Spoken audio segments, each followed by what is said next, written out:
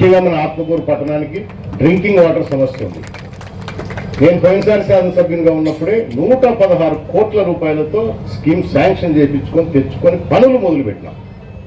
పోయిన 5 సంవత్సరాలు ఆగిపోయింది.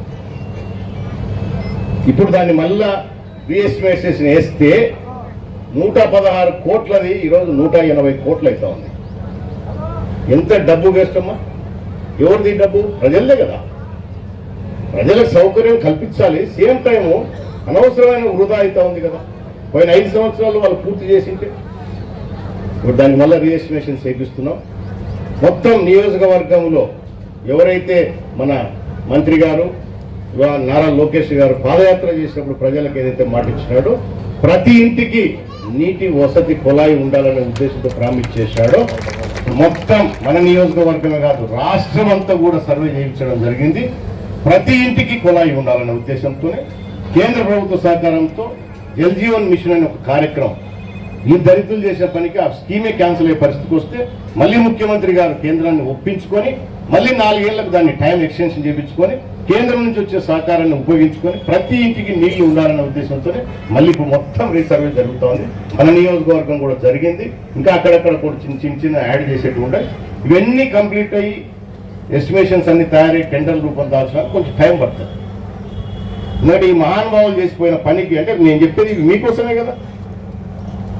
తాగేదానికి కూడా నీళ్ళు ఏమంటే ఎంత బాధేస్తా చెప్పండి. నిన్న వచ్చినాడు మన ఊర్లోకి దొర చక్రపాణి వచ్చినాడా. ఆ నీళ్ళు తోటల వీధిలో చిన్న సమస్య వచ్చింది. మన విలేకరులు కూడా ఇంత అంటే ఇంత చూపిస్తుంటారు. అసలు ఆడ ఏం జరిగింది, ఎందుకు జరిగింది అనేది లే. ఇంకా రాయడమే పెన్ను పేపర్ ఉందని టీవీలోనే చూపించడమే.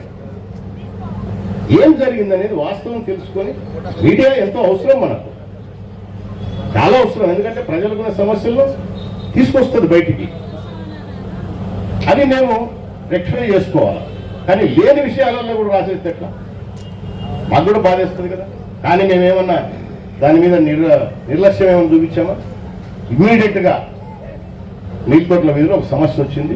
నీళ్లు తాగి వాళ్లకు అస్వస్థత వచ్చింది, వాటర్ కంటామినేషన్ అని చెప్పేసి వచ్చింది. వాస్తవానికి ఎంక్వైరీ చేస్తే వాళ్ళకి ఆల్రెడీ జబ్బులు ఉన్నాయి. ఏజ్డ్ పర్సన్స్ 70 ఏళ్ళు 75 ఏళ్ళు అవునా. పోనీ ఆ నీళ్లు తాగి అస్వస్థత వస్తే ఆ ఇంట్లో ఒక్కరికి రాదు కదా. ఆ ట్యాప్ నీళ్ళు అందరికీ వస్తాయి. ఆ కాళ్ళకి ఎఫెక్ట్ కావాలా? కనీసం అంటే ఒక 50 మందో 100 మందినే ఎఫెక్ట్ అవుతారు కాదా, మొత్తం కాకపోయినా కూడా. పైగా ఇప్పుడు ట్యాప్ నీళ్ళు తాగేవాళ్ళు ఎవరైనా ఉన్నారమ్మా? కొలాయి నీళ్ళు తాగుతారు ఎవరన్నా? అందరి ఇళ్ళలో ఆర్ఓ వాటర్ ఇప్పుడు. సరే ఎవరో ఒకరిద్దరు తాగుతున్నారు అనుకోవచ్చు. తాగడం లేదు కాబట్టి దాన్ని పట్టించుకోమని కాదు, ఖచ్చితంగా పట్టించుకోవాల్సింది. మంచి పైప్ లైన్ మళ్ళీ ఏర్పాటు చేయాల్సింది. దాన్ని మంచి నీళ్లు ఇవ్వాల్సిందే. ఎందుకంటే ఫిల్టర్ చేసే నీళ్లు పంపిస్తాం కాబట్టి. సో దానికి ఇద్దరు వచ్చినాడు పాపం. ఆ పైప్ లైన్ ఎప్పుడో 30 ఏళ్ళ కిందట వేసిన దానిపైన మళ్ళీ రోడ్లు వచ్చినాయి. ఆర్ఓ ప్లాంట్లో ఒక దాంట్లో సమస్య వచ్చింది. అంటే మనం పోయి నీళ్లు తెచ్చుకుంటాం కదా, బిందె ఒక 20 రూపాయలు 10 రూపాయలు పెట్టుకొని తెచ్చుకుంటాం. ఆర్ఓ ప్లాంట్ బోర్లోనే సమస్య వచ్చింది దీనికంటే కూడా. సో ఇమీడియట్గా ఇవన్నీ రెక్టిఫై చేయించినాం. అదేదైతే ఆర్ఓ ప్లాంట్ వల్ల సమస్య వచ్చిందో దాన్ని సీజ్ చేసేనారు అధికారులు ఆల్రెడీ.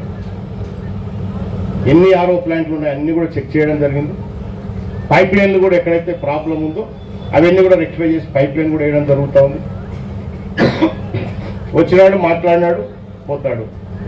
ఈ మధ్య నన్ను అరెస్ట్ చేసే దమ్ముందా అంటాడు. చేస్తాం, తొక్కున్నాడు చక్రపాణి రెడ్డి. టైము ఏ పని చేసినా ఒక పద్ధతిగా ఉంటుంది మాది. మీలాగా ఉరుకులాడేది తొందరపడేది ఏమి ఉండదు మా దగ్గర. మీరు చేసిన పాపాల చిట్టాలు ఎక్కడికి పోవు. పాపం చేసిపోతుందమ్మా. ఇప్పుడు నేను పాపం చేస్తే నా చిట్టాలు ఏమైనా పక్కన పడేస్తారా? ఏం పడేయరు. మీ పాపాలు రెడీగానే ఉన్నాయి. దానిపైన ఎంక్వైరీ జరగాల. ఒక పద్ధతిలో వస్తాం మేము. ఆయన పాపం బాగా జైల్లో కూర్చోాలని మురబ్బి ఉందేమో. నేనేం చేయలేను కదా. అరెస్ట్ అంటున్నాడు, చేస్తాము. నేను చెప్తున్నా కదా, తెలుగుదేశం పార్టీ మా నాయకుడు నుంచి మా వరకు ఏది ఇచ్చిన మాట మేము తప్పం, గుర్తుపెట్టుకోండి. మంచైనా ఇదేనా, ఇచ్చిన మాట ఏం తప్పం. ఆయన కూడా అదే. చాలా పాపాలు చేశారు కదా, అన్ని బీపుతాం. మన వాళ్ళలో కూడా ఉన్నారు, వాళ్ళని బీపుతాం. ఎవరైనా విడిచిపెట్టలేదు. ఎవిడెన్స్ పెట్టి నువ్వు ఈ తప్పు చేసినావు కాబట్టి నీకు ఈ శిక్షని చూపిస్తాం.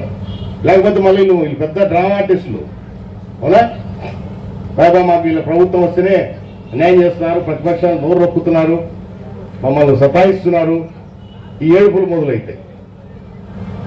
ఆ ఏడుపులు ఏడసంగం కదా, మేము కూడా సాక్ష్యాలు ఇచ్చి ప్రజలకు చూపించి నువ్వు ఎన్ని పాపాలు చేసావని వాళ్ళకి చెప్పి ఆ కార్యక్రమాలు చేస్తాం. దుప్పవాడ చక్రపాణి రెడ్డి ఆ కార్యక్రమం కూడా తొందరలోనే ఉంటుంది, నువ్వేమి బాధపడకు, నన్ను అరెస్ట్ చేయలేదని అరెస్ట్ చేస్తాంలే. ఆయన బాధపడుతున్నాడు, చేసుకోవద్దాము ఉంటే అంటే చేస్తాం. నిన్నే కాదు, నీతో పాటు చాలా మంది ఉన్నారు, వాళ్ళని విడిచిపెట్టాం. ఎక్కడి నుంచో వచ్చి వీళ్ళందరూ మనకు మోసం చేసి ఒక్క కూతురన్న 5 సంవత్సరాలు ఏమైనా తీసుకున్నాడా?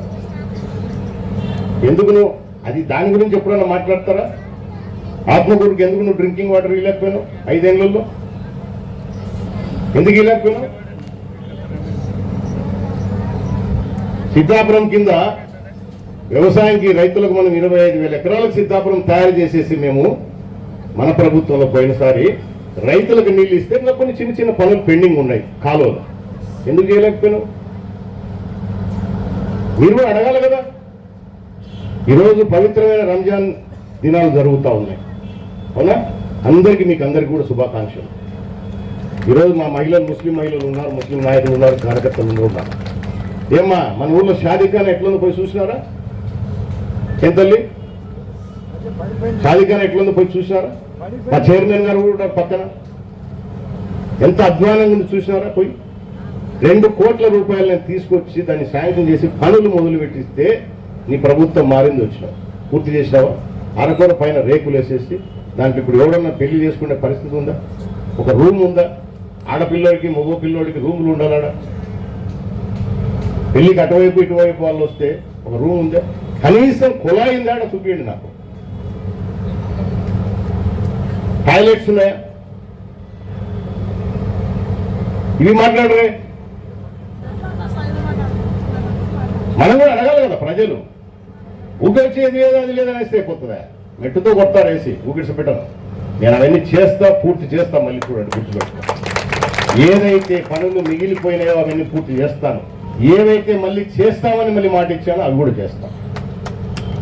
ఈసారి చెప్పాను ఎలక్షన్ల కంటే ముందు, నేను ఏదైతే మన పిల్లలకు ఉద్యోగ ఉపాధి అవకాశాలు రావాలి, దానికి మనకు టూరిజం కింద ఎక్కువ అభివృద్ధి చేసుకుంటే 4 పిల్లలకు ఉద్యోగాలు వస్తాయని దాని మీద మేము ఇప్పుడు ఫోకస్ చేస్తా ఉన్నాం. డెవలప్మెంట్తో పాటు ఓ 10 మందికి ఉద్యోగాలు రావాలి, ఉపాధి దొరకాలి. మనకు శ్రీశైలం దేవస్థానం ఉంది, చుట్టూ ఫారెస్ట్ ఉంది, అడవి ఉంది, సఫారీ ఉంది, టైగర్స్ ఉన్నాయి, ఎక్కడెక్కడి నుంచో వస్తారు టూరిస్టులు. రిజర్వాయర్లు ఉన్నాయి, వెలువడు కానీ సిద్ధాపురం కానీ పెద్ద పెద్ద రిజర్వాయర్లు. సో వీటన్నిటిని ఒక టూరిజం సర్కిల్ చేసి డెవలప్ చేస్తే లోకల్ పిల్లలకు మనకు ఉద్యోగాలు దొరుకుతాయి. ఇప్పుడు దాని మీద పనిచేస్తూ ఉన్నాం. మా చూపంతా, మా మనసంతా ఎప్పుడు కూడా అభివృద్ధి చేయాలి, నలుగురికి మేలు జరగాలి, నా నియోజకవర్గం బాగుండాలి, నా నియోజకవర్గ ప్రజలు బాగుండాలని కోరుకుంటాను. ఈనాయన మాదిరి చప్పుడు కూతలు పోయండి. మీరు కూడా అది తెలుసుకోవాలి దయచేసి. సొసైటీతో మిమ్మల్ని కూడా ఎట్లా ఎదిగేటట్టు చేయాలని మేము చూస్తాం. ఒకరికి ఉద్యోగం వస్తే అందరికీ ఉద్యోగాలు రావు. నీకు ఉద్యోగం వస్తే ఇంకొక పిల్లోడికి ఎట్లా స్వయం ఉపాధి దొరకాలి, ఇది చూస్తాం. సో ఇవన్నీ మీకోసమే, ఇవన్నీ మీకోసం, ప్రజల కోసం ఆలోచన చేసేటివే. మేము అనేక కార్యక్రమాలు శ్రీశైలం ఇంకా అభివృద్ధి చేయబోతా ఉన్నాం. దేవస్థానం ఎంత డెవలప్ అయితే అంత టూరిజం పెరుగుతుంది. అక్కడ పిల్లలకి కాదు, మనకి ఇక్కడున్న పిల్లలకు కూడా ఉద్యోగాలు దొరుకుతాయి. ఇట్లా అన్ని మనము ముందు చూపుతో 20 సంవత్సరాల తర్వాత నియోజకవర్గం ఎట్లా ఉండాలి, 20 సంవత్సరాల తర్వాత రాష్ట్రం ఎట్లా ఉండాలని ఆయన ఆలోచన చేస్తే, మేము ఇక్కడ మా నియోజకవర్గం ఎట్లా ఉండాలని మేము ఆలోచన చేస్తాం. మున్సిపాలిటీ లోపల డెవలప్ కావాలి మొత్తం. రేపు చూడండి, పాత పైప్ లైన్ అనేది ఎక్కడ ఉండదు, గుర్తుపెట్టుకోండి. టౌన్ అంతా కొత్త పైప్ లైన్ ఇస్తాం వాటర్కి. వర్క్స్ అన్ని శాంక్షన్ అవుతాయి తొందరలోనే. కేంద్ర ప్రభుత్వ సహకారంతోనే జరుగుతూ ఉంది. మన రాష్ట్ర ప్రభుత్వం వాటా కూడా ఉంటుంది దాంట్లో.